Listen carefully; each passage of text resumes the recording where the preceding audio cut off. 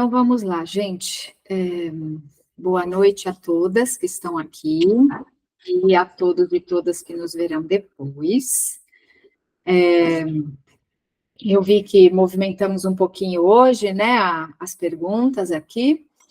Antes de começar a falar das perguntas, o Rodrigo ontem colocou um convite para vocês, e aí eu acabei fazendo um videozinho, né, de um treinamento de um recurso que eu vou trabalhar o ano que vem.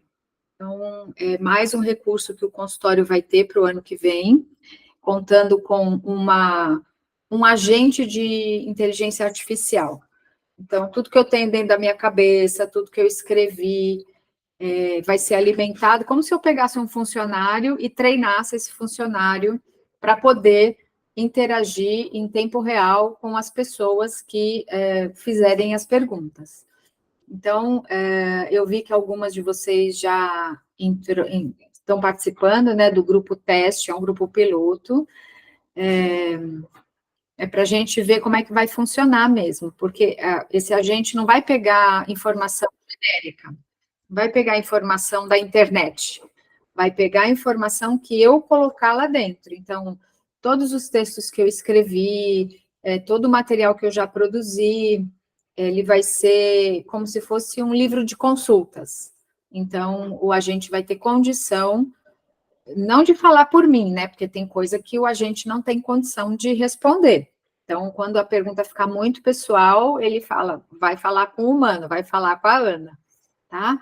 Então, quem quiser participar do piloto ali, o Rodrigo colocou que tem que entrar num grupo para poder receber as instruções e ter acesso ao agente, tá bom? Assim, não tem compromisso nenhum. Quem quiser brincar com a inteligência artificial, que fala um pouquinho parecido com a Ana, é curioso, para a gente treinar um agente de inteligência artificial, ele pega todo o jeito que eu falo, que eu escrevo, então a gente dá os inputs, assim, você vai escrever, não sei se vocês já notaram no e-mail, eu escrevo sempre com letra minúscula, a primeira letra da sentença eu nunca ponho maiúscula.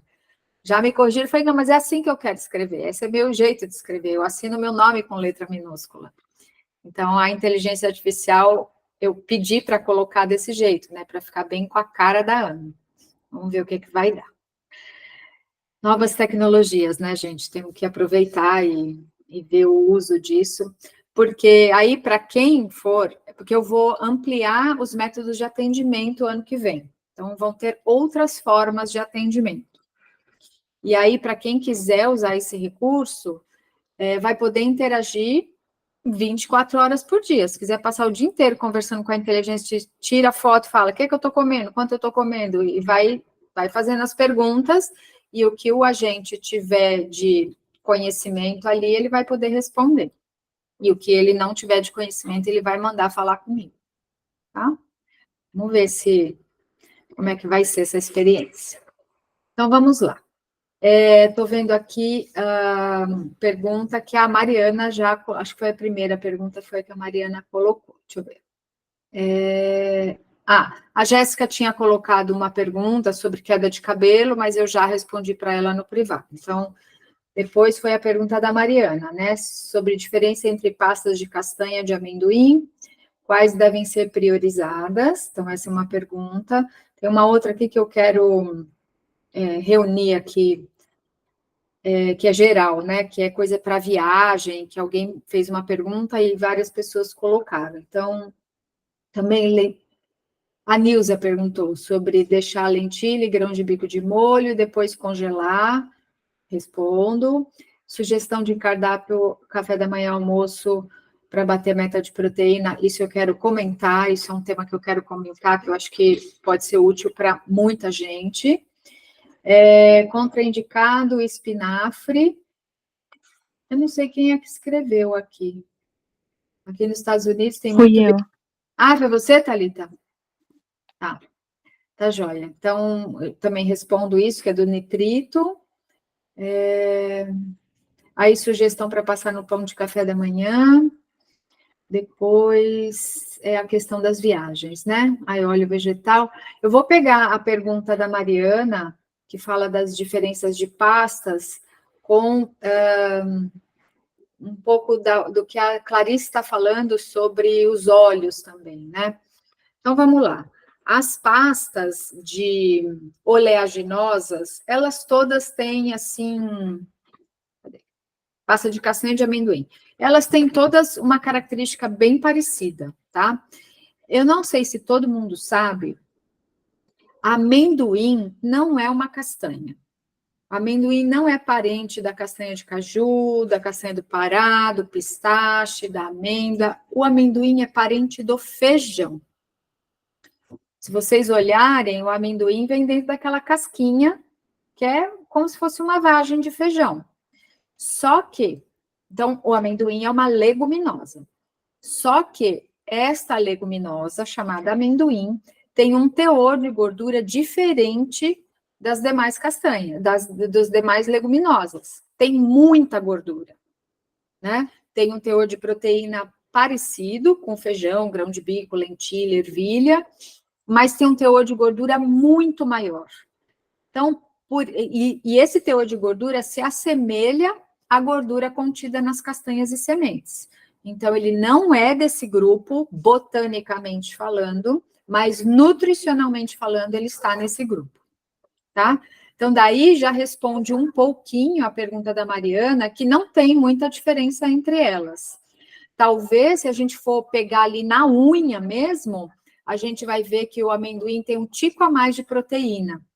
Mas a gente não come oleaginosas, essas pastas, só pensando na proteína. A gente está pensando numa questão de paladar, numa questão de gastronômica e numa questão de composição geral da ingestão alimentar.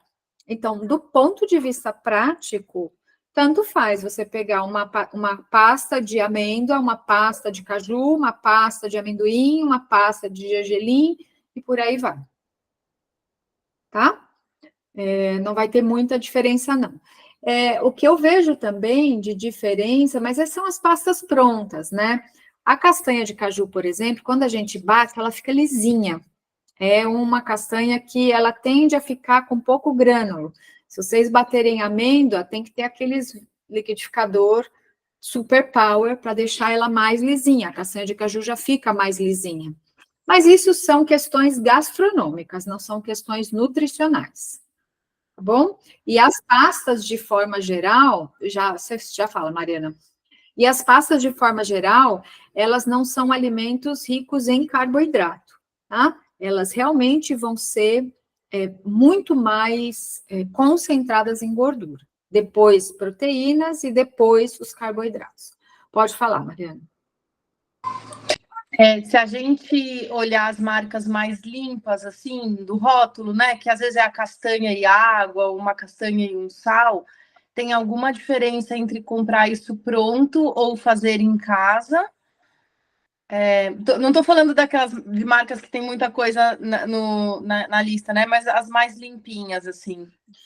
Assim, em geral, quando você pega uma pasta de castanha, em geral é só ela. Porque se puser água, ela tende a mofar. Tudo que for água no meio, ela tende a mofar, tá? Quando a gente faz, por exemplo, é que eu não faço, eu falo que eu tenho preguiça de fazer. Imagina a gente fazer tahine em casa. Deixar o liquidificador, tem que ter um bom liquidificador, porque senão ele fica muito tempo batendo, ele pode queimar, né? E você não coloca água, nunca coloca água, justamente para preservar essa questão de fungar. Vejam que essas coisas, tahine, pasta de amendoim, a gente não guarda na geladeira. Diferente de um alimento que tem um teor de água maior, aí a gente precisa guardar na geladeira e tem um prazo de validade para consumir. Se a gente fizer um requeijão de castanha de caju, quer pegar a castanha de caju, bater com água, um tiquinho de tempero aí a gosto, nota que se você deixar aí talvez uns 3, 4 dias, já começa a ficar uma natinha rosa por cima, branca, que já é começar o crescimento de fungo. Então, se tiver água, tem fungo.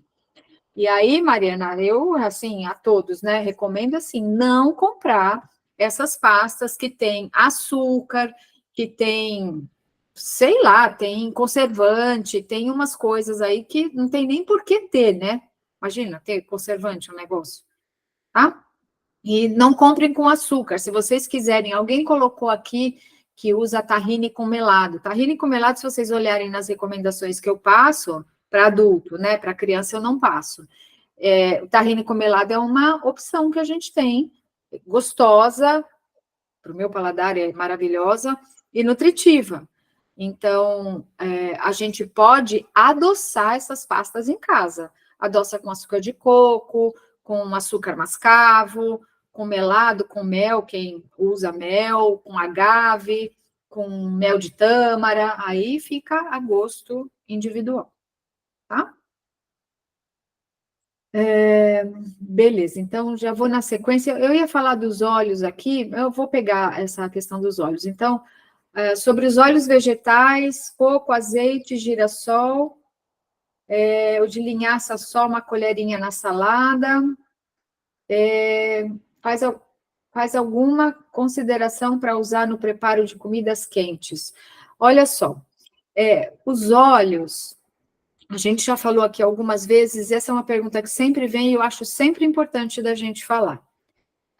A gordura, quanto mais a gente chama de poliinsaturada, a característica química dela, né, de estrutura química, quanto mais poliinsaturada, melhor. Ela é mais protetora. O óleo de coco é uma gordura saturada, assim como o óleo de palma e o óleo de palmiste. Então, não é não é interessante a gente ficar cozinhando, usando óleo de coco na rotina, tá? Tem que tomar bastante cuidado, especialmente porque a gordura saturada, aí dos alimentos de origem animal, e o coco, palma e palmiste, que são os representantes de gordura saturada, eles mexem com a insulina. E aí, a insulina é um hormônio que regula a entrada da glicose na célula. A gente não quer mexer com esse hormônio. Então, usar óleo de coco para fazer uma preparação ou outra, vai fazer um bolo. Eu tenho um bolo que eu faço de cacau com café, que eu uso óleo de coco. Fica toda aquela mistura, cacau, café, gosto de coco com castanha, fica bem gostoso. Então, eu uso, por exemplo, nessa receita, para dar esse quesinho de coco. Se eu vou fazer, por exemplo, tem gente que cozinha, eu estou entendendo que a Clarice cozinha com óleo de coco. Eu não recomendo cozinhar com óleo de coco. Realmente. Deixa cozinhar, aquecer o óleo de coco. Mas, se for fazer um bolo, vai aquecer. Então, pontualmente dá para usar. O óleo que eu acho que é o melhor para a gente cozinhar é o azeite. É o melhor óleo para a gente cozinhar. No passado se falava, não, cozinhar com azeite queima, estraga, prejudica. O azeite é uma gordura que tem boa capacidade de sustentar calor, ela não fica quebrando. O que acontece na gordura quando a gente aquece, as cadeias que são duplas assim, elas são quebradas. E o azeite tem uma cadeia só para quebrar. É uma gordura que a gente chama de monoúnica saturada.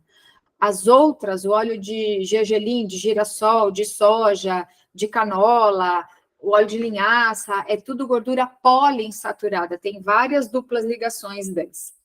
Então, nesse sentido, o azeite, ele tem uma característica de ficar mais protetora.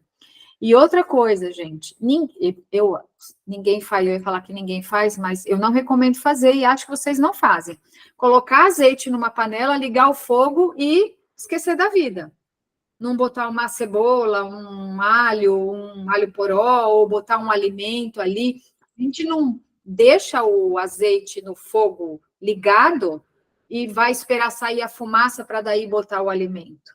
Porque nessa condição, qualquer óleo vai queimar e qualquer óleo vai ser ruim. Assim, do ponto de vista de saúde, né? Que forma... ai, meu Deus, me fugiu o nome disso. Não é radical livre. Eu já lembro, é uma característica, a peroxidação. a gente peroxida a gordura, oxida a gordura, né? Nesse comportamento de aquecer o óleo, e isso é uma coisa bem ruim, tá? Deixa eu só responder, Thalita, a questão aqui do óleo de linhaça para complementar o raciocínio, e aí eu abro para você falar. E a linhaça e a chia, como eu falei, são gorduras poliinsaturadas, como os outros óleos que eu mencionei. Mas esses dois em especial, a gente chama que são óleos de cadeia muito longa. São cadeias carbônicas muito compridas que vão se retorcendo com essas duplas ligações. Esses óleos são ultra sensíveis ao aquecimento. Então, a gente não deve cozinhar nunca com óleo de linhaça, nem com óleo de chia. A gente pode colocar sobre o alimento quente, porque aquela temperatura, primeiro que a gente não vai botar na água fervendo, que aí é 100 graus, né? O óleo aquecido chega a mais, 190, 200 e pouco, dá para a gente subir o aquecimento do óleo. Mas uma comida vai estar a quantos graus ali? 30, 40 graus, nem isso, 40 graus não dá para botar na boca, senão queima a boca, tá? Então, é para colocar em cima da comida, quente ou fria. Por exemplo, eu ponho em cima das frutas de manhã o óleo de linhaça, tá? Então, essa consideração, Clarice, sobre o uso do óleo de linhaça e vale para o de chia. Pode falar, Thalita.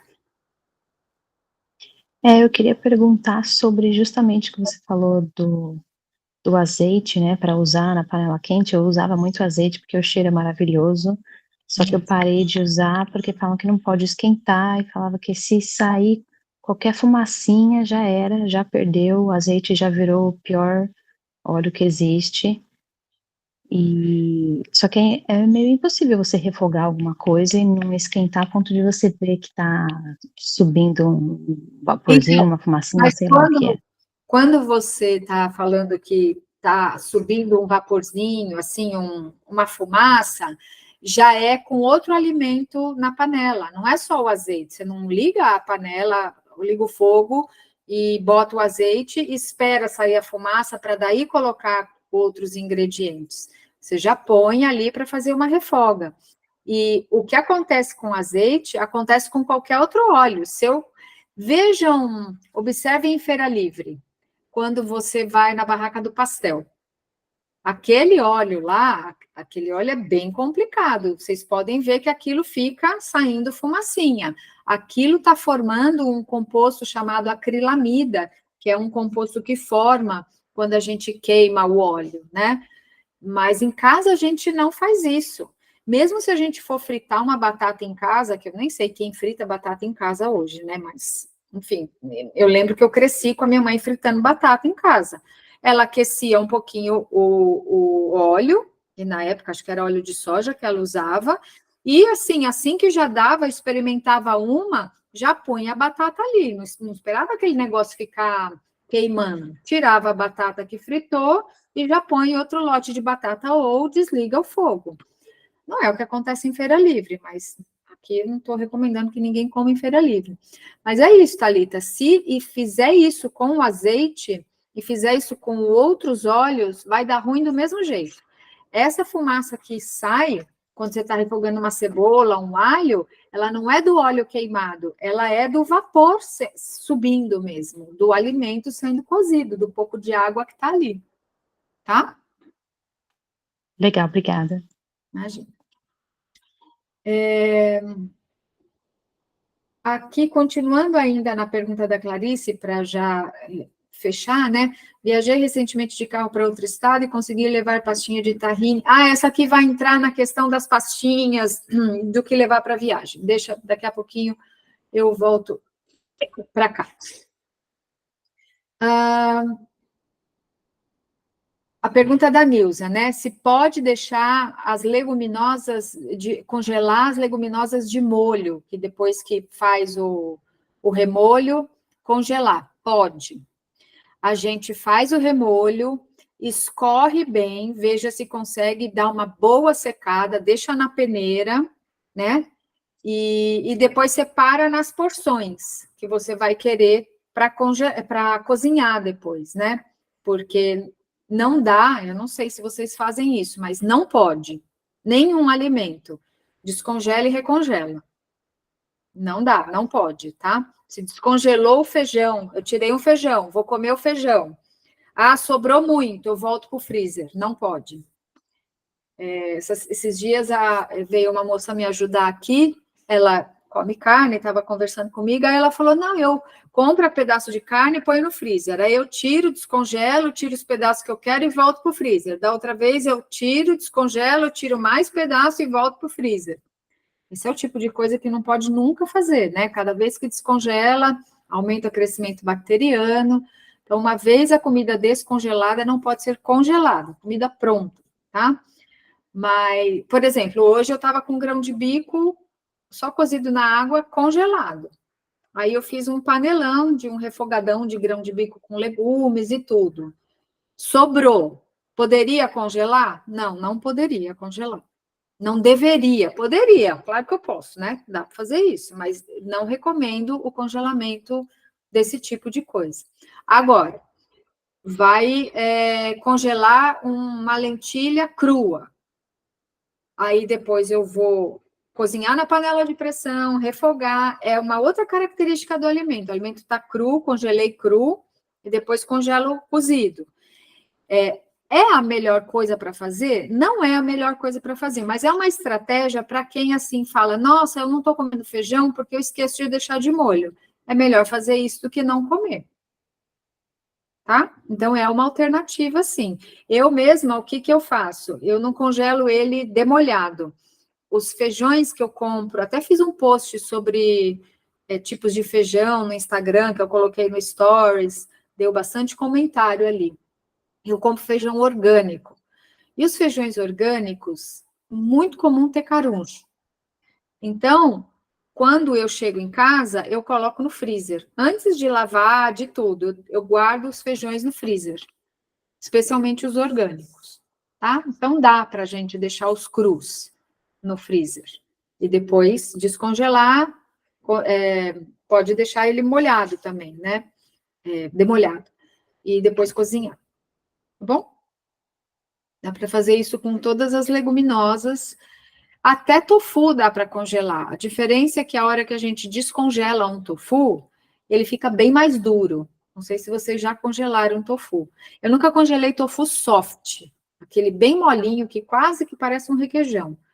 Eu só compro do firme, né? E o firme, depois que você descongela, ele fica mais firme ainda. Então, fica bom para coisas de corte, assim, se você quiser fazer cubinhos, se você quiser fazer bifinhos, assim, tipo queijo branco na chapa, marinado, fica bem gostoso. A pergunta da Clara aqui, ó, eu gostaria de ter sugestões de cardápio, café, almoço e janta para bater a meta de proteína do dia, na prática do dia a dia.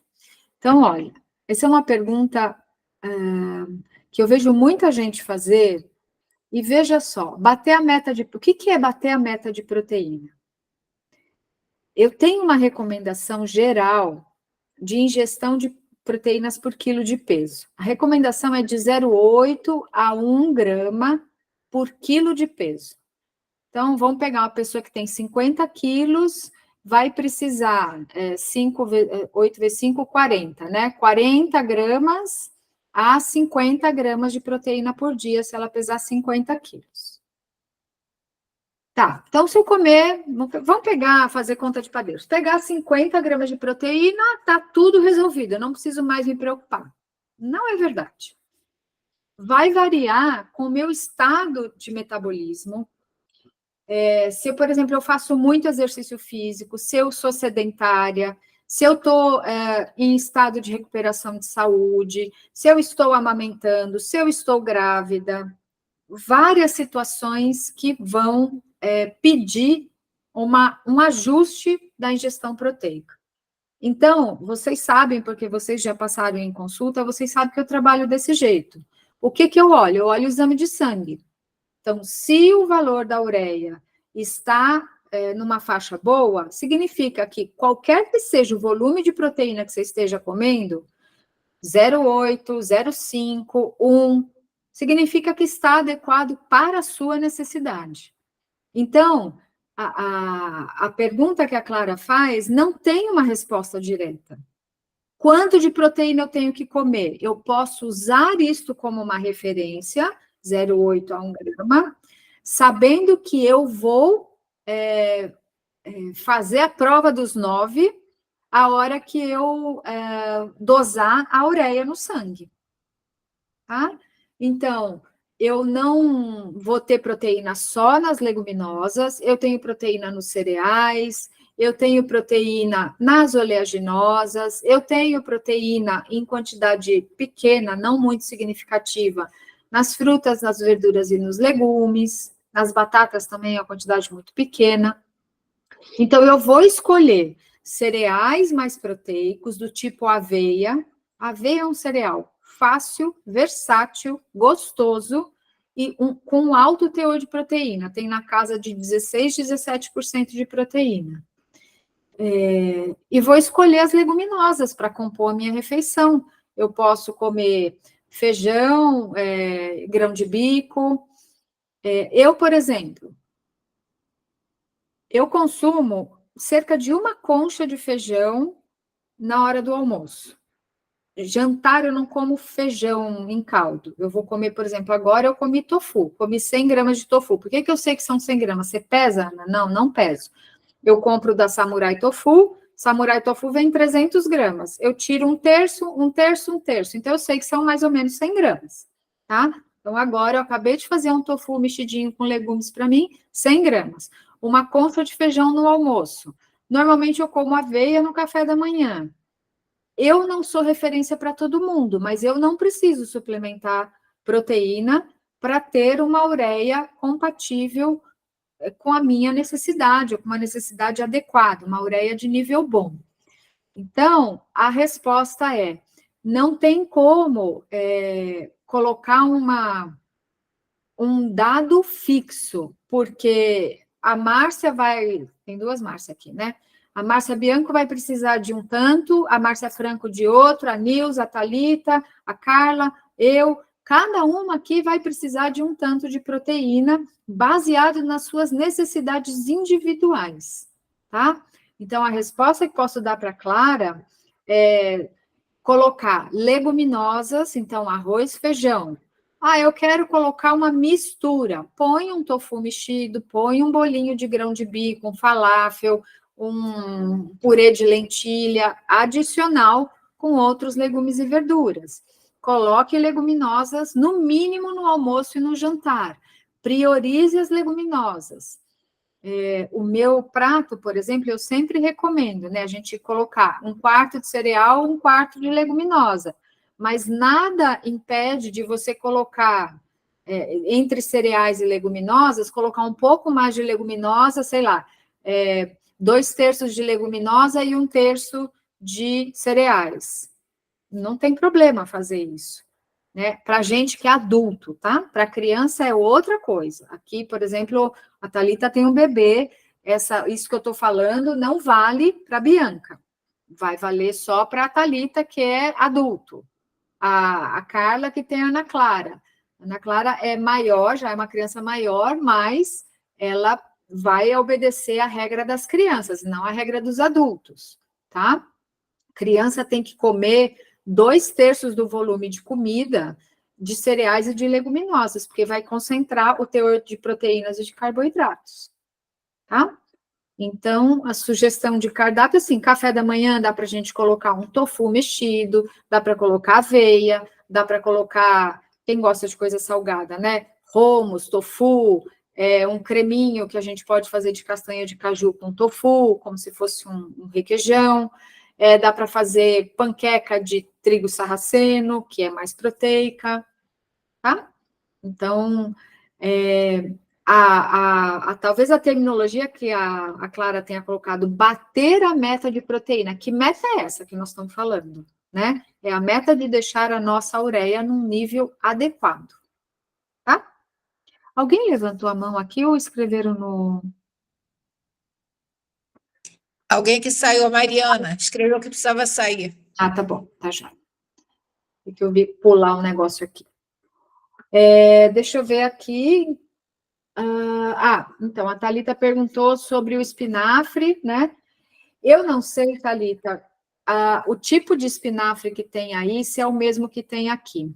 Por exemplo, a beldroega é um tipo de espinafre, só que tem uma composição diferente. O espinafre tradicional que a gente tem no Brasil, a gente sabe que ele tem muito oxalato, que é um elemento que atrapalha a absorção de cálcio, e tem muito oxalato porque o espinafre é um alimento extremamente rico em oxalato. Então, em cálcio, perdão. Então, o oxalato, ele gruda no cálcio para preservar o cálcio daquele próprio alimento. Então, quando eu vou comer um alimento, uma refeição rica em cálcio, é bom que eu não tenha oxalato. No entanto, o almoço não tem de ser uma refeição rica em cálcio. Eu tenho mais leguminosas, eu tenho cereais, eu tenho legumes, que em geral não são boas fontes de cálcio, e algumas verduras são boas fontes de cálcio.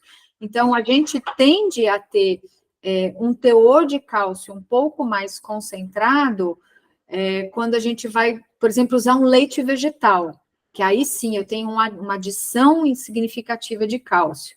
Aí, por exemplo, nesse sentido, bater espinafre com leite vegetal atrapalharia, eu nem sei se fica bom isso, né? Mas atrapalha. Fazer um creme de espinafre, minha mãe fazia creme de espinafre com leite de vaca. E fazer esse tipo de creme, é melhor usar um leite vegetal que não tenha cálcio, porque não vai atrapalhar, pelo menos, ali a absorção desse cálcio, tá? Então, o espinafre que tem aí, eu não sei qual é a família botânica dele, né? Se é o mesmo espinafre que tem aqui. E outra coisa que o espinafre tem é nitrato, perdão. Nitrato. E é isso que a gente cozinha para dar uma volatilizada, né? Cozinha um pouquinho de panela aberta.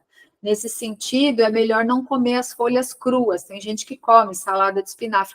Não tem problema comer eventualmente, mas não dá para comer todo dia. Aliás, espinafre não é uma folha para se comer todos os dias. Para comer todo dia é rúcula, agrião, couve, que são verduras que têm um perfil nutricional muito interessante, né? Tem beta-caroteno, tem cálcio, tem vitamina C, tem fibra, tem magnésio, tem vitamina K. Então, aliás, vitamina K tem em todas as coisas, as folhas verdes, até nas verdes clarinhas, tipo repolho verde claro, alface, a selga, a vitamina K ela está presente nas folhas em geral, tá? Então, eu não sei te responder com precisão, tá, Thalita? Precisaria até descobrir qual é a classe botânica desse baby spinach aí, mas não sei, assim, se ele tem esse teor de nitrito que seria significativo. Tá? Obrigada. E aí você também perguntou de coisas para passar no pão para evitar a margarina. Eu estou entendendo que margarina é mais para um tanto salgado, né? Não tem um sabor doce. E aí o que dá para fazer é pegar essas pastinhas, por exemplo, requeijão de tofu, tofu batido com castanha de caju, a própria castanha de caju pura, né? Que vão ser coisas mais neutras. Aí, se quiser alguma coisa que tenha um paladar talvez um pouquinho mais forte, fazer um hummus ou uma pastinha de feijão branco, que até ela é mais neutra do que o hummus, né? O hummus é com grão de bico, e aí para ser hummus tem que ir tahine. Mas se você fizer só uma pastinha de grão de bico, que vai azeite, sal e o temperinho da preferência, dá para fazer com qualquer leguminosa, e o grão de bico fica bem gostoso. O feijão branco fica bem gostoso, o feijão fradinho também fica bem gostoso. Então, são possibilidades de você passar no pão se quiser coisas mais, entre aspas, salgada, tá? Se quiser mais adocicado, o tahine, por exemplo, dá para colocar um pouquinho de sal, fazer uma pastinha com shoyu, vai ficar mais na pegada de salgado. Mas tahine dá para misturar com melado, com geleia, tipo pasta de amendoim com geleia, que é muito comum aí nos Estados Unidos, colocar qualquer pasta de oleaginosa com geleia também fica bem interessante, se for para o paladar doce, tá? Aí a Marcela falou, né, do tahine com melado, pasta de amendoim com geleia ou pasta de grão de bico. Aí tem a diferença de salgado ou doce. Aí o creme de tofu. Gente, tofu com azeitona preta, eu acho a coisa mais deliciosa da face da terra. Gosto de azeitona, gosto de tofu, bater os dois eu acho que é tudo de bom. Ainda usar a própria água da azeitona preta, né? Porque você precisa colocar um pouquinho de água para bater bem, se não tiver um bom liquidificador. E fica bem gostoso bater tofu com azeitona. Bem gostoso mesmo. Aí a Janaína perguntou se gostaria de saber se o tofu defumado também deve ser deixado na água como o convencional para durar mais tempo. Eu acredito que não, eu nunca fiz esse teste, eu compro muito pouco tofu defumado, e quando eu compro, eu uso quase que, porque ele é tão pequenininho, né, pelo menos o que eu compro, acho que o da White Tofu é maior, mas eu nunca comprei. Eu compro esse da Ecobras, que eu gosto, e tem um outro que é um quadradinho pequenininho assim. E aí, quando eu compro, eu uso tudo de uma vez. Eu imagino, pode ser, de deixar na água, mas eu não tenho experiência. E aí, assim, se mais alguém souber como conserva, o que eu posso fazer é perguntar na Ecobras, que eu conheço a dona da Ecobras, e ver se ela dá essa resposta de como conservar o tofu defumado, se a gente não usar ele inteiro, né, a peça inteira. Eu vou perguntar, deixa eu anotar aqui, senão vou esquecer.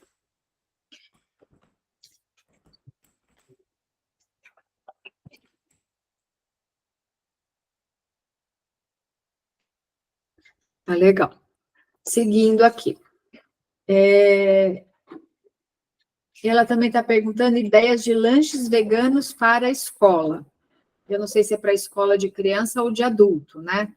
Mas a gente fazer bolinhos, por exemplo, bolinho de grão de bico é uma possibilidade de levar de lanche para a escola. Lanche para a escola, bom, é um pressuposto.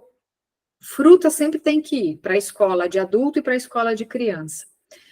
A gente pode fazer lanche convencional, sanduíche mesmo, né? Pegar pão, passar a pastinha de tofu, de grão de bico, passar tahine, passar esses tipos de pasta, que seria um lanchinho que a gente comeria em casa para levar para a escola.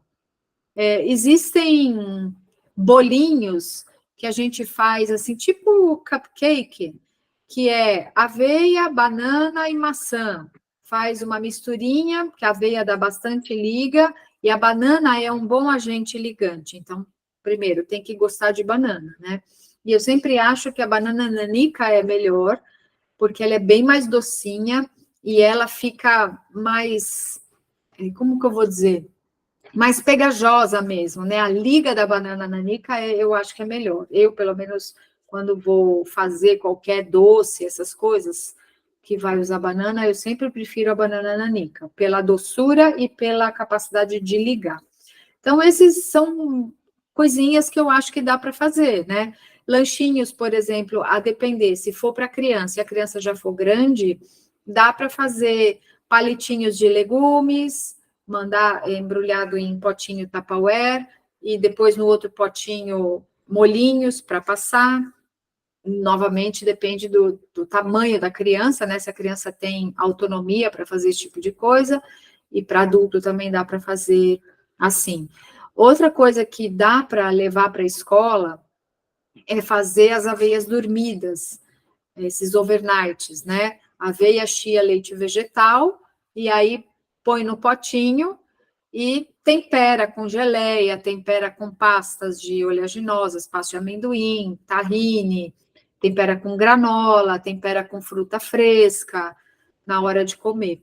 Então, dá para deixar pronto, né, na geladeira, em potinhos individuais, até por uns 3 dias é tranquilo, assim, porque, de novo, pode crescer fungo sem que a gente consiga enxergar o fungo ali, tá?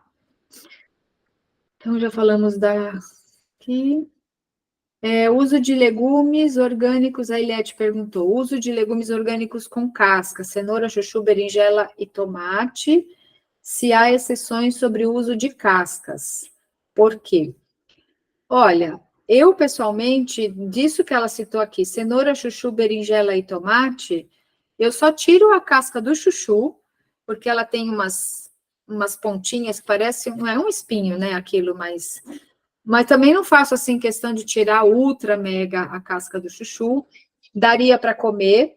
Essas coisas eu sempre recomendo que se tenha uma escovinha dessas que a gente escova a unha, específica para lavar legumes.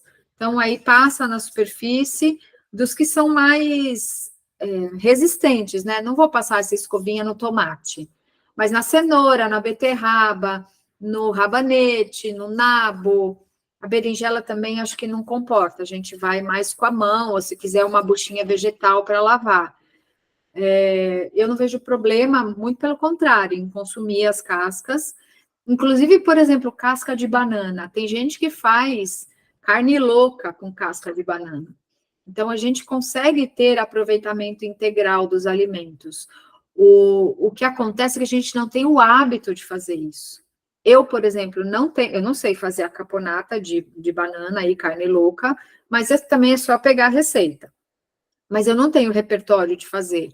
Assim como eu não sei lidar com casca de melancia, com casca de melão, porque são especialmente a parte externa, né? Não aquela parte branquinha da melancia, que ali até dá para você fazer bolinhas e tudo.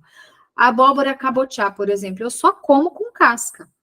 Eu compro na feira, eu lavo bastante com a escovinha e depois eu pico e vou comer com a casca e tudo. Então, não tem inconveniente de comer com casca. Estou aqui pensando, né? O que a gente deveria descascar? Esses dias, eu até não fiz o post ainda, eu estou para montar. Eu não sei se vocês conhecem couve rábano. A couve rábano, ela parece ela é desse tamanho, pelo menos a que eu comprei. Ela parece por fora uma pitaia. Tem umas saliências assim, né? É só aparência, tá? Porque a casca é mais grossa que a da pitaia. A pitaia é mais tenra a casca. Mas é só para vocês pensarem no formato. Logo vocês vão ver um post que eu vou fazer no Instagram. E depois ela tem as folhas como se fosse folha de beterraba, folha de brócolis. Tanto que a couve rábano, ela é do grupo das crucíferas, né? Das brássicas, que é tudo aí, repolho, couve, brócolis, couve-flor, é tudo o mesmo, a mesma classe. Esse, por exemplo, eu acho que não dá para comer a casca, assim, porque eu achei muito dura a casca. Mas são poucas as coisas que não dá para comer com casca. Não precisa tirar casca de cenoura, casca de beterraba, nem casca de batata precisa tirar. Mas, por exemplo, eu não comeria o inhame com casca, tem muito pelinho naquele inhame ali, né? Também o cará eu não comeria com casca. E aí o cará e o inhame, no Nordeste, acho que eles usam o contrário, né? O inhame é o cará e o cará é o inhame. Mas, enfim, independente, são coisas que eu não comeria. Batata Yacon eu sempre descasco também. Mandioquinha eu não descasco. Nunca descasco mandioquinha, vou com a escovinha mesmo aí. Então é isso, assim, dá para tranquilamente consumir as cascas. Agora, acho que, deixa eu ver, porque tem essa da viagem aqui, farei uma breve viagem. Ok. Viagem, grande bico sachê, então isso é tudo da viagem, né? Então vamos lá. Sobre essa questão de viagem, a Clarice está falando, consegui levar a pastinha de tahine e requeijão para o café da manhã. Olha, gente, eu quando vou viajar, a depender da cidade que eu vou, eu sempre paro num supermercado para comprar leite vegetal. Porque hoje está muito fácil achar leite vegetal. No mínimo, a gente acha o Ades. Não é o melhor, né? Assim, o Ades tem açúcar, a não ser que acha sem açúcar também. mas o ADES com açúcar é o mais fácil de encontrar. E até cidadezinha pequena pode ter o ADES, tá? Então, leite vegetal é algo que dá para a gente levar. Alguém falou aqui sachê de grão de bico, ou acho que a Verônica que falou, grão de bico em lata. A depender também de quantas pessoas vão, tem aquela marca Vapsa, que vem em a vácuo, que também tem lentilha e tem grão de bico, que eu acho que dá para levar. Você abre, joga um sal e um azeite ali e dá para comer bem tranquilo, tá? Então, aveia é uma coisa que eu acho que vale a pena levar, ou parar num lugar e abastecer. Por exemplo, eu vou para um hotelzinho que fica afastado. Quando você passar na cidade, você já para numa venda, num supermercado, dependendo do tamanho da cidade, e compra essas coisas. Compra aveia, compra leite vegetal, compra fruta, pode comprar castanha, ou castanha dá para levar, porque qualidade, né? Como fala? Frescor da castanha, né? Ela tá fresquinha, assim, não tá passada, velha, rançosa. Agora, as pastinhas, eu acho que é bem mais difícil mesmo. Para gente vegana, eu acho que é bem desafiador a gente achar essas coisas da vida veg. O tahine com melado, nem geladeira precisa. Mistura o tahine e o melado e dá para levar na mala mesmo, bem fechadinho. Tahine com pasta de missô é outra coisa. Aí, Thalita, você perguntou o que passar no pão. Se for, assim, salgado, né? O tahine com pasta de missô também fica bem gostoso. Ou com shoyu, ou com pasta de missô, que fica mais salgadinho. Então, isso também dá para a gente fazer um potinho, colocar num potinho Tupperware, dependendo do número de dias que for ficar, e colocar na bolsa de viagem. O que mais que dá para levar? Café solúvel, mas as coisas é mais fácil achar, né? Deixa eu ver o que mais que falar aqui. Grão de bico. A Marcela falou que tem dificuldade em viagens, né? É sempre difícil, gente. Ser vegano em viagem não é uma coisa fácil. Não é uma coisa fácil. Se for fora do país, a depender do país, fica bem complicado. Bem complicado mesmo. Eu passei, há vários anos atrás, eu passei muita dificuldade no Chile. Não conseguia comer nada no Chile vegano, assim. Eu realmente, assim, minha imunidade baixou, porque eu comia muito mal. Só tinha, sei lá, alface para eu comer. Não tinha arroz, não tinha feijão. Eu comia a hora que eu estava no hotel de manhã e depois tinha dificuldade mesmo para comer. Mas eu não acredito que hoje, isso foi em 2006. Eu não acredito que hoje a gente tenha tanta dificuldade assim. Ainda assim é mais desafiador você ser vegano do que ser ovo-lacto. Porque requeijão, pedaço de queijo, manteiga, se acha em qualquer lugar, tá? Deixa eu ver aqui o que mais que vocês falaram. Leite vegetal, granola salgada. A Fernanda falou do Nice Milk. Eu não sei se vocês conhecem, mas é um purezinho, né? Vem num coisinho que parece ketchup para espremer. É uma pasta ali de aveia e é só diluir na água que vira um leite. Então, é fácil carregar, porque o volume é pequeno, né? Não precisa de geladeira. Eu acho que é interessante, dependendo para onde vai.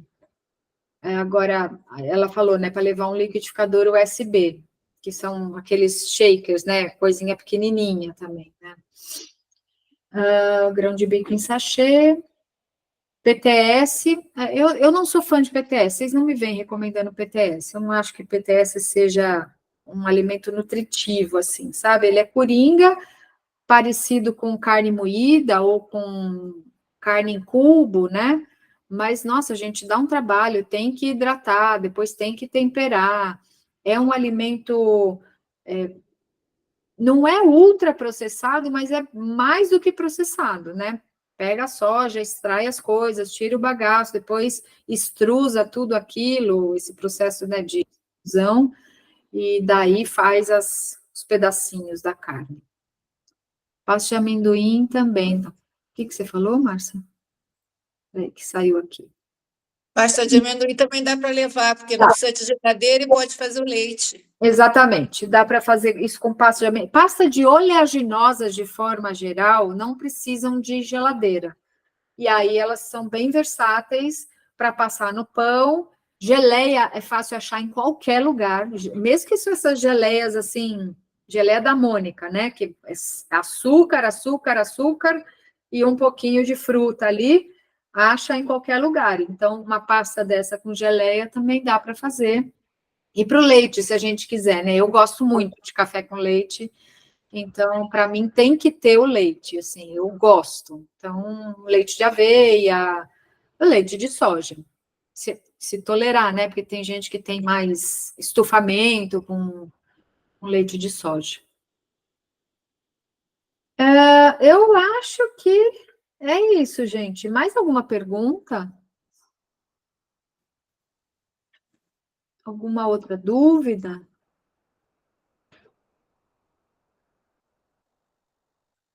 Não?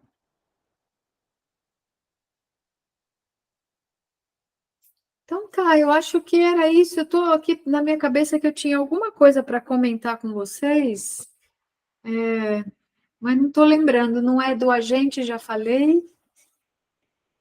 Se eu lembrar, eu ponho no grupo depois. Tá? Então tá, pessoal.